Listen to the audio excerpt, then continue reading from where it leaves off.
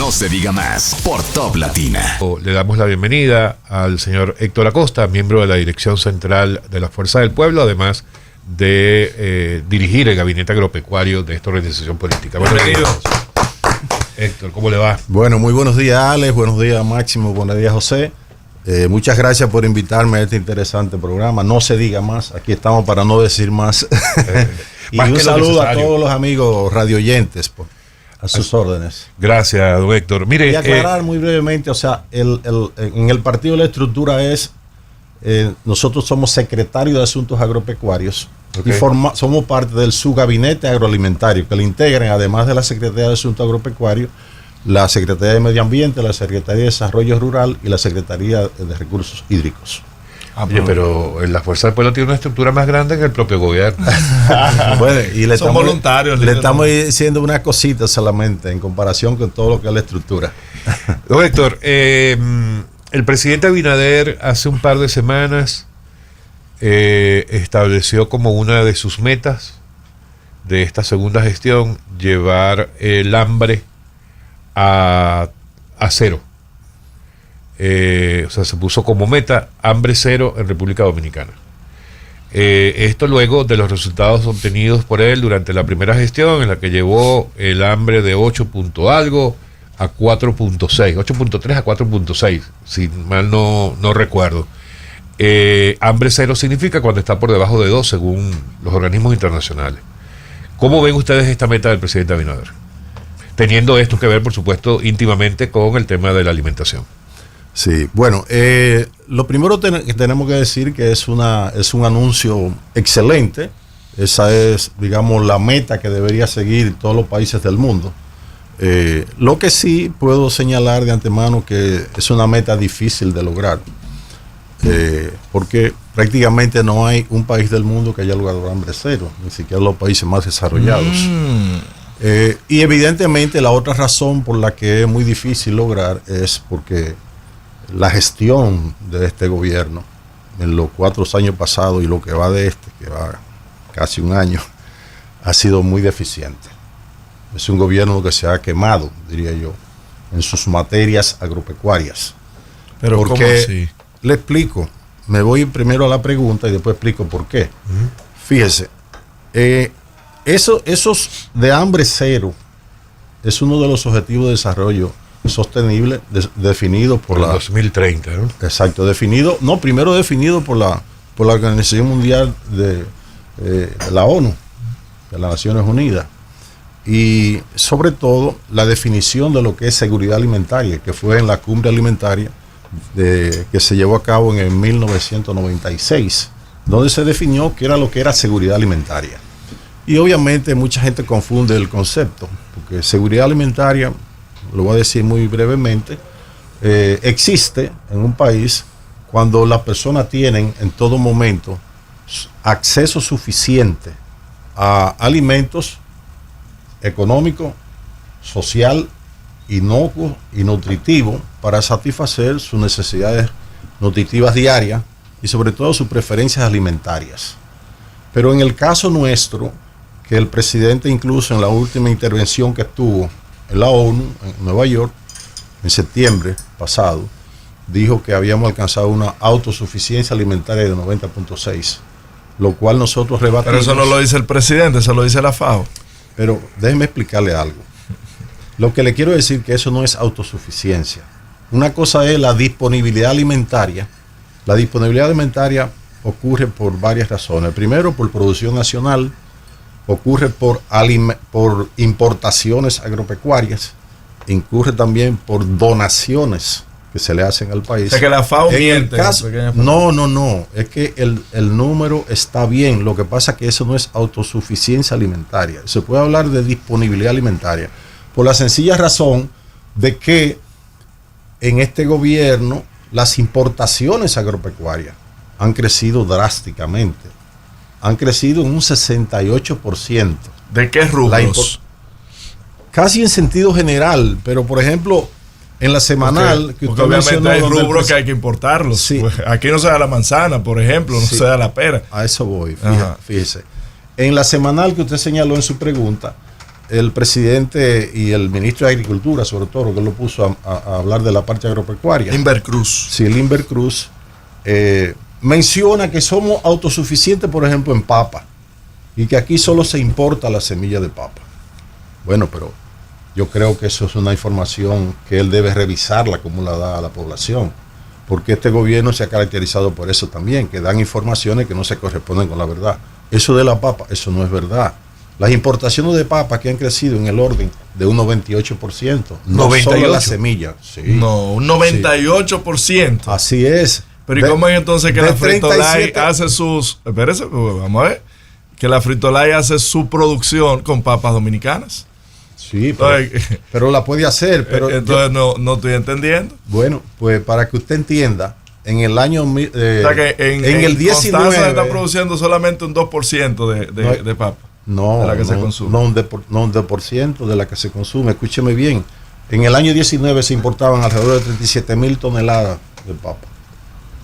El año pasado, las importaciones de papa fueron 74,000 toneladas. Entonces, las importaciones de semilla, que él dijo que era lo único que se importaba, apenas son 2,000 toneladas más o menos todos los años. Pero este año ya, por ejemplo, aquí van importaciones de papa fuera de la semilla en el orden de 20,000 toneladas de papa. Entonces, ese es un rubro.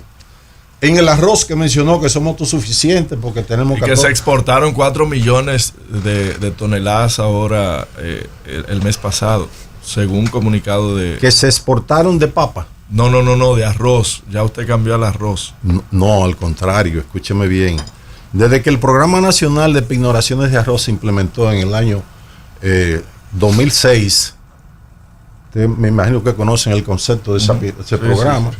Bueno, es un programa que busca equilibrio entre los productores, la intermediación, que son los molineros y los comerciantes, y el consumidor. Se busca un equilibrio que el productor gane, porque se establece una banda de precio en función de los costos de producción, más un margen de ganancia para el productor, un margen de ganancia para el molinero, que es intermediario, y para los comerciantes. Y se establece un precio más o menos que ha sido estable a través de los años para el consumidor. Pero eso no ha ocurrido porque el programa nacional se ha roto en toda su estructura. Entonces usted ha visto que por primera vez el precio del arroz se ha ido disparando permanentemente y ya el arroz, por ejemplo, en general está alrededor de 40 pesos la libra y en algunos casos el arroz más especial a 45. Bueno, pero lo que le quiero decir es que se habla de esa autosuficiencia de arroz.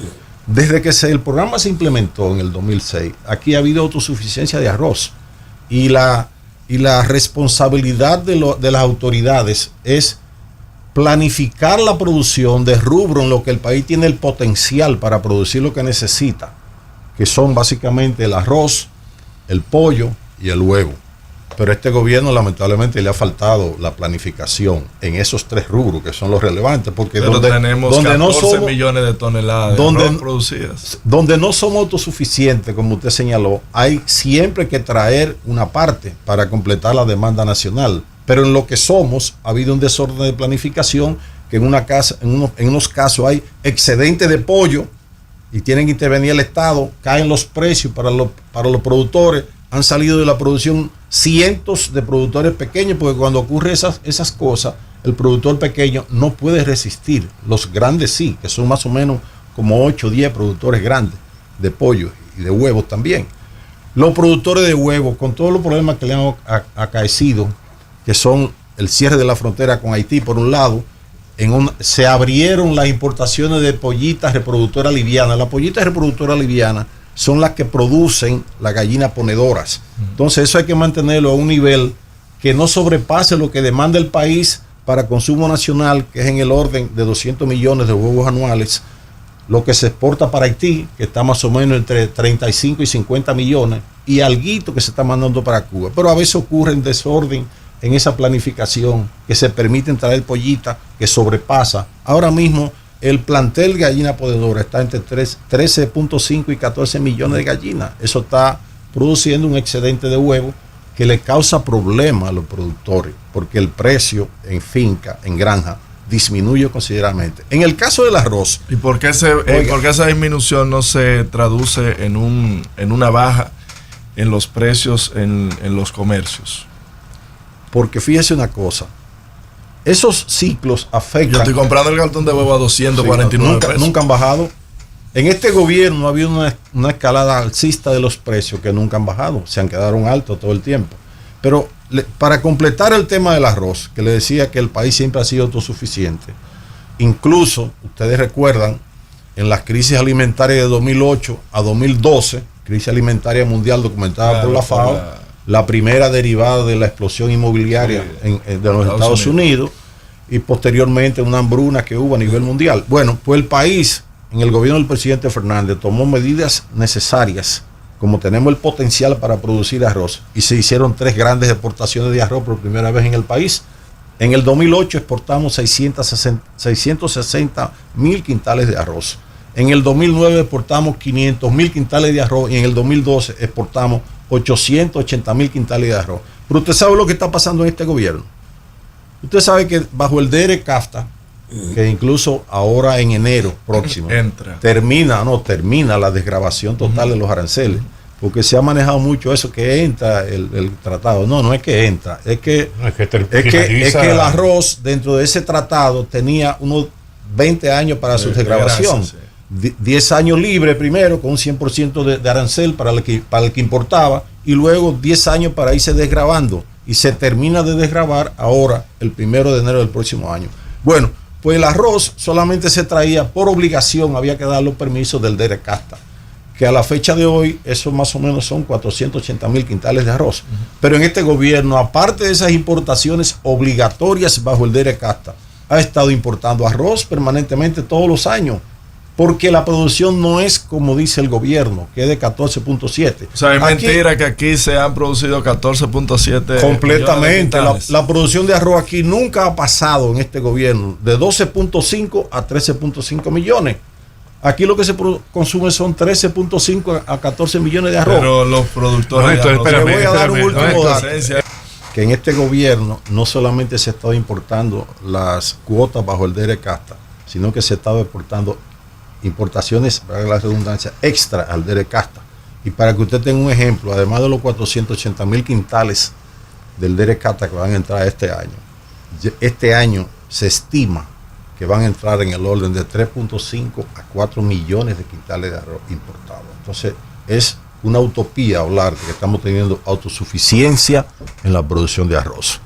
Con respecto a esa pregunta que usted me acaba de hacer, muy interesante, mire, el presidente, como en 2 de sus intervenciones, en rendiciones de cuentas ante el Congreso, ha mencionado que él no va a permitir nunca que los productores de arroz sean afectados, y que primero decía que eso no se iba a permitir, la desgravación del DR-CAFTA. En ese momento dije, bueno, presidente, es muy difícil que eso se logre, porque las gestiones para revisar eso se están haciendo desde el 2008, ante los Estados Unidos principalmente, y nunca se han logrado.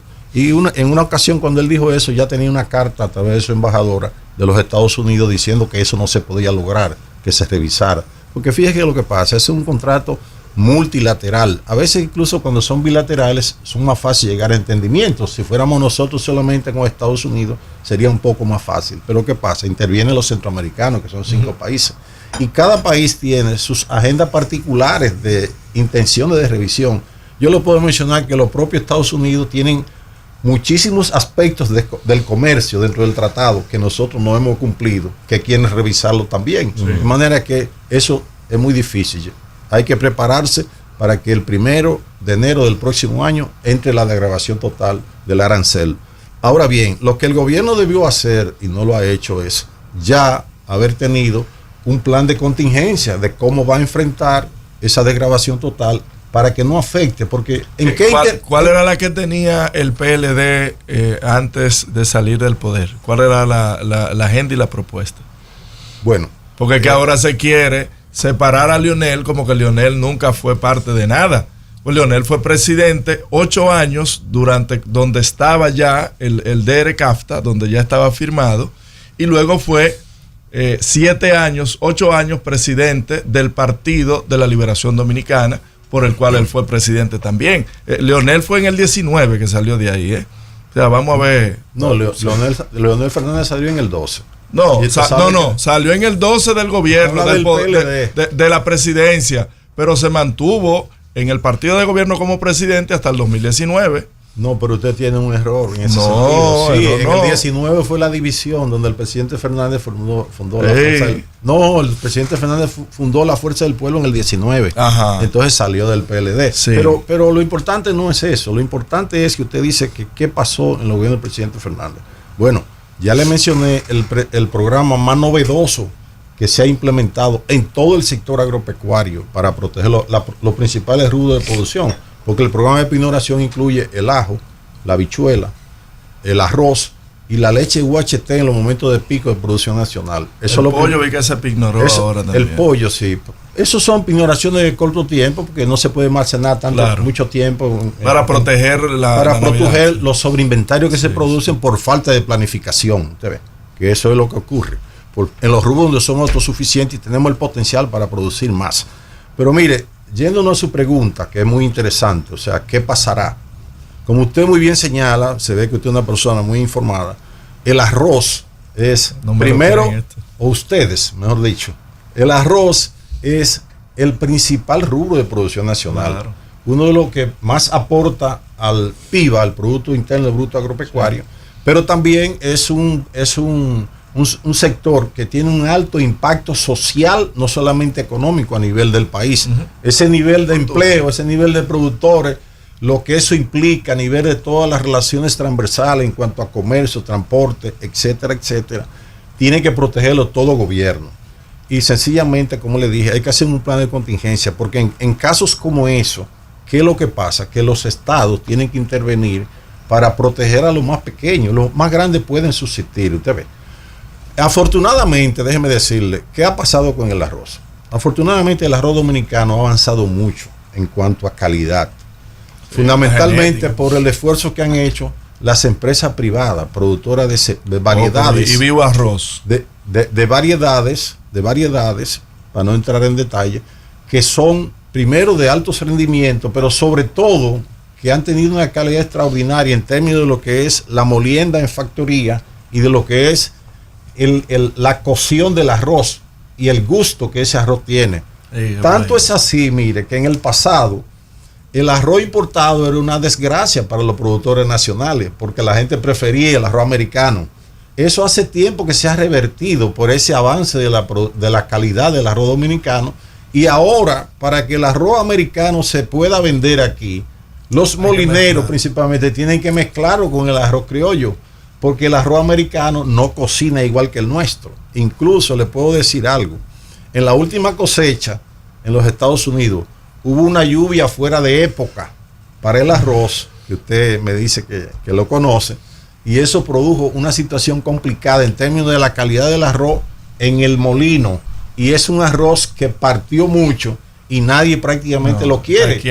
Aquí lo que hay que traer y poner atención a los productores nacionales de arroz.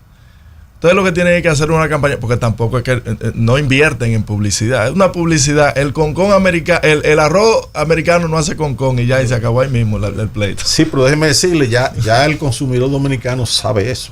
Sí, el consumidor dominicano no quiere arroz americano, ya, ni americano ni de otros países que se importan. Es que también el arroz americano no da hartura como da el de aquí. No amemos.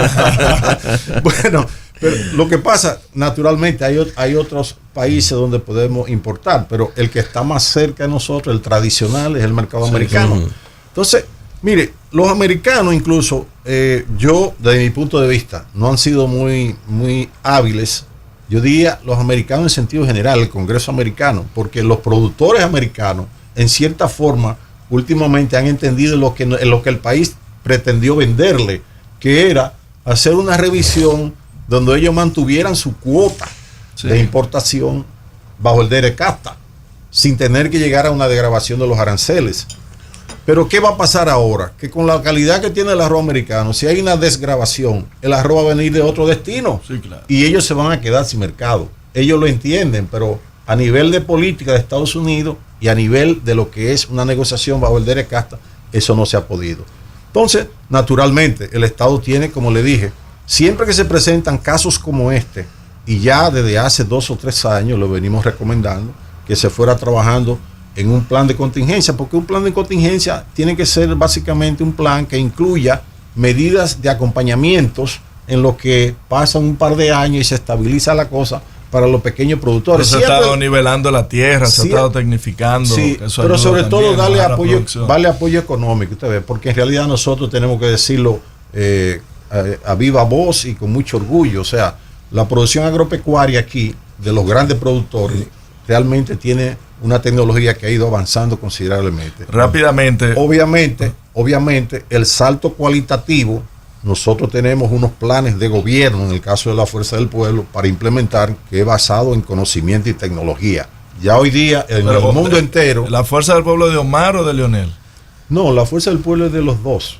Lo que pasa es que la oposición política, el gobierno, en este caso, al igual que pasó en los debates para la elección del senador de la capital, de Santo Domingo, donde el candidato que adversaba a Omar trató de meter cizaña entre un padre y un hijo, y él le dijo, mire, no meta cizaña entre un padre y el hijo, porque la relación nuestra es una relación que va incluso más allá de lo que es normal entre un padre y un hijo. Pero no fue el gobierno, fue Domingo Contreras el que armó ese reperpero. No, es una campaña del Estado. De Domingo Contreras trabajando al Estado. No, todo lo contrario. Domingo Contreras es un gran amigo, eso no fue Domingo Contreras. Lo que le pero él fue naturalmente que salió con un movimiento en apoyo a Omar Fernández. Pero es que naturalmente para la senaduría. Lo han querido vender. No, fue después, fue ahora. Es que lo han querido vender como cizaña, pero por ejemplo, mi esposo y yo somos periodistas.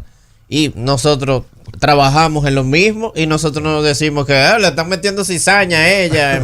Si son dos políticos que uno no tiene tanta valoración positiva como el otro y al otro lo ven con aspiración, no es cizaña. Fíjese que lo que pasa, Omar es un gran activo. Es la Fuerza del Pueblo que quiere venderlo como cizaña. No, la Fuerza del Pueblo no. Omar ha tenido es un activo político extraordinario que va en desarrollo para el país. Es un muchacho que yo personalmente pienso que en un futuro cercano será presidente de este país.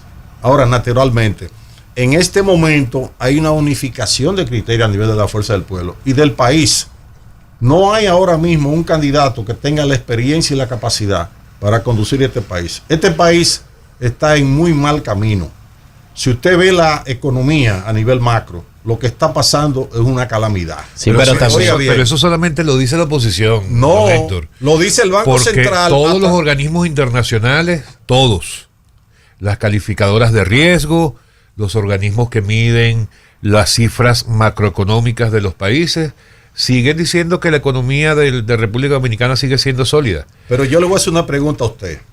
Que no hay que hacer, y a Vamos cualquiera se la puede hacer, porque dígalo, no hay que ser muy inteligente para eso, sino leer un poco y ver lo que está pasando. Dígalo. El crecimiento del Producto Bruto Interno ha ido decreciendo considerablemente en este gobierno, en picada.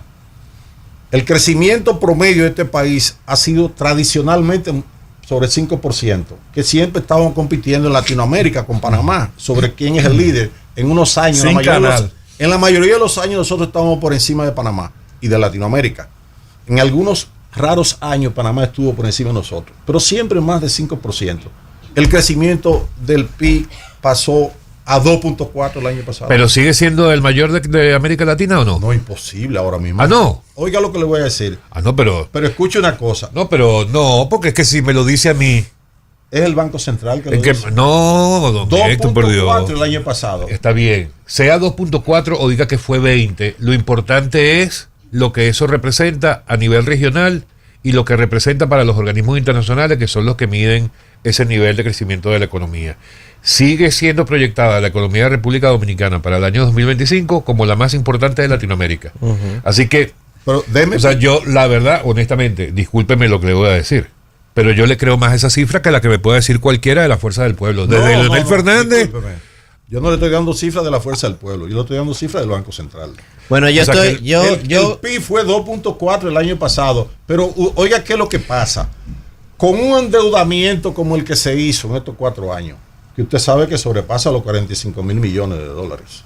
Usted sabe que ese es un financiamiento, discúlpeme, que se puede hacer casi media República Dominicana en términos de infraestructura.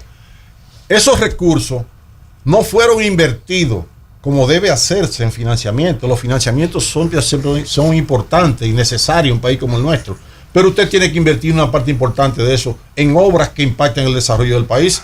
Y no se está haciendo. No se ha hecho. Lo que pasa Aquí, es, don ¿cuáles Héctor, lo que obras pasa usted es, puede don mencionar? Héctor, que Leonel Fernández y la organización a la que usted pertenece cree que la única señal de desarrollo de un país es que construyan 3 pasos a desnivel y 1 metro. Y no es eso lo único que puede hacer un gobierno para ser considerado un buen gobierno.